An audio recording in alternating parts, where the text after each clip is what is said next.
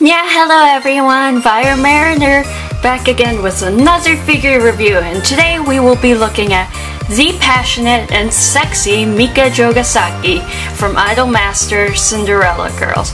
As always, let's start with the box, and as you can see already, this box is huge. As you see, there's her name on front, a little like sort of diamond hexagon shape. These nice little glossy stars, a nice orange-yellow theme, which is the passion color for the Cinderella Girls. As you can see, she is a 1/8 scale painted figure by Phat company. So let's go over her box. To the side here, we have a nice close-up of Mika herself. Again, it says her name. This side is a little zoomed-out view showing her on her base. And the back, of course, is the usual, has a lot of detailed shots of her back and front. While the box is actually kind of slim, it is just very tall and very wide. The top has some very cute little windows of hearts. The bottom is just a simple orange. Now before we get to Mika herself, let's check out her very detailed base. As you can see, this is actually only the first part of the base. This is what actually rests on the ground. There's this translucent pink heart here, and you actually connect the big heart Mika sits in there, and it comes with, as you can see, many little accessories and charms. Here's Mika's little sister, Mika Jougasaki, who's also a passion type girl. Another pink heart, a little lighter. And see all these little accessories on the side? You actually connect them to the base yourself. So here we've got a little heart. Here we have another dark blue heart. Kind of zigzag geographical symbol there. And here we have a lightning bolt. And all of these again can be attached, and if you don't want that much going on, you can detach them. And as you can see, the base itself is a translucent black star. Phat company has always been extremely awesome with bases, and this one is a delight as always. Now, moving on to the second part of her base, this is what she sits on, and it is this big beautiful pink heart that says I love Mika.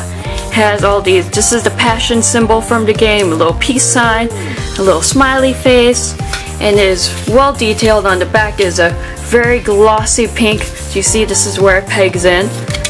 Oh, and I forgot to mention, there's this nice yellow pink bow here. And you just stick it on like this. And so here's the base all put together without our star herself yet. Before I put Mika on her base, I just want to show off, well, Mika herself. As you see, she's in a very interesting pose. It's based on the character art card. I believe it's a super rare card in the Cinderella Girls game. And her outfit is just stunning. So let's just start as usual, kind of bottom top. Now check out these awesome boots. These are all stars, and she's got quite the pointy heel, lovely metallic gold. And as we see, on her boot, she has laces going all the way up. And these laces are just not simply painted on, but they are actually molded. You can feel them. Onto her shorts, you can't see them too much, but they're well detailed. They have this little sticking out area, nice little booty, and a little pink on the inside here. As you see, the laces are on both sides. Now I want to go to her back. It is very well detailed. The color on her, the skin tone is just wonderfully done. Lots of nice shading. You can see her spine and shoulder blades. And also the bra straps itself, again, like the laces, are not just painted on, but are molded on. You can feel them. They actually even have a different texture for the double bra she is wearing. She has her fingernails painted this lovely yellow gold color, and she has this really cool like tattoo type thing of diamond shaped symbols. Very colorful, goes with her outfit. And here you can see her armband, which matches her boots. Now it may be a little hard to tell on the camera, but again, those laces are not painted on, molded on, but there is a little bit of paint transfer around the lace area, but I can totally understand, as there's a lot of intricate details going on. Now, one of the bigger flaws of the figure is on here, on her breast area. There's a pretty noticeable seam line between her skin and part where her brassiere comes in. I only noticed that upon really checking it out, but when you put her on the base, it's really hard to notice unless you're staring at her opai. But those are some pretty nice opai, so they are nice to stare at. The good thing is the side of her breast, it does not have that awkward seam line. You can see the cloth go over her skin very well and it looks great. This arm again, lovely painted nails, and a few gold bangles. As you can see, she's got a very sly grin. There's a slight blush that's really cute. Little toothy grin again. I love that. It's hard to see with her pink hair, but she actually has pink heart earrings on as well. The hair is done great. I love her yellow eyes. They contrast so well. The bows on her hair match her outfit, the black and gold theme keeping going on. The pink is lovely. It goes from a light pink, almost a little bit white in areas, to a darker pink.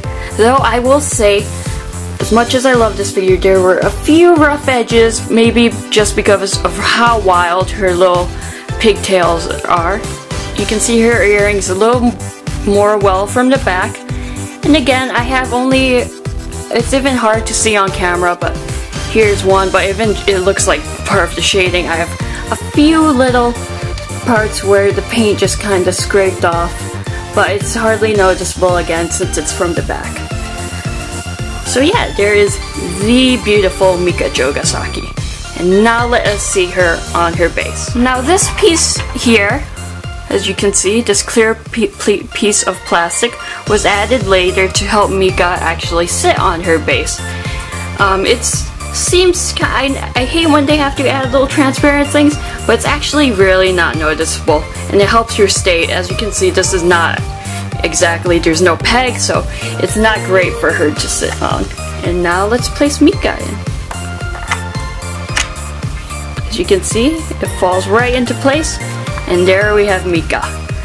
Oh my goodness, doesn't she look beautiful on this base? I mean, all of it together, it just makes the figure one of a kind and super beautiful. Again, like I said, there were a few little problems with the hair on the back, a few little paint transfers, but come on, look at how much is going on. You're hardly gonna notice the tiny flaws. She looks good from almost any angle. Even from the back, even though that's not the centerpiece, you get she's just so well sculpted. They made sure the side looked great as well. I was really worried she'd take up a lot of room, but she does not take up as much room as I would think. It's just this heart is wide. That's the only problem, but the base itself is pretty small. You just need to give her a wide area here, but again, it is slim. Now let me compare Mika to a few other figures, and this is a big thing I want to point out. Mika is listed as a 1/8 scale figure. She is not a 1/8 scale, as I will show you in a moment. Now to Mika's left and right, I have two other figures that are also 1/8 scale, and they are all made by Phat company. As you can see though, Phat's scales are kind of everywhere. Ryuko always seemed kind of small to me, but that's because of her pose. And Castor here is pretty tall, but she has her long heels. But let me say this, Rika is a teenager. She is no more adult than Ryuko, or, well, Castor doesn't really have an age, but we can assume she's a young adult or older teen. And now, just look at the size of Mika's face next to Castor's. I mean, I swear, I do not have Mika any closer than Castor. Their faces are at the exact same space, and Mika's face is definitely bigger than Castor's. And so are her opai and everything. It's hard to compare because of Mika's position, but she is definitely more a 1/7 scale. Looking at Mika next to Ryuko, you can totally see again, Mika is just much larger in scale. Both of them are in like somewhat odd positions, but again, opai is bigger. It's really, the head is noticeably bigger. So I would really call Mika's a 1/7 scale. So my final thoughts on Mika, I give her like an 8.5 out of 10. 8.5 only because I have some minor, you know, paint transfers and scrapes here and there.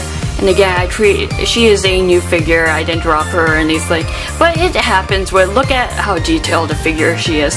I think my biggest complaint would be that one seam line on her breast, but even if you look at it from here, only when I was closely examining her did I realize she had that odd seam line. But she is an amazing figure. And again, like I said, she is more of a 1/7 scale, but hey, for me, I am super happy that she's bigger than 1/8 scale. Bigger the better for me. I'll see you next time. Bye!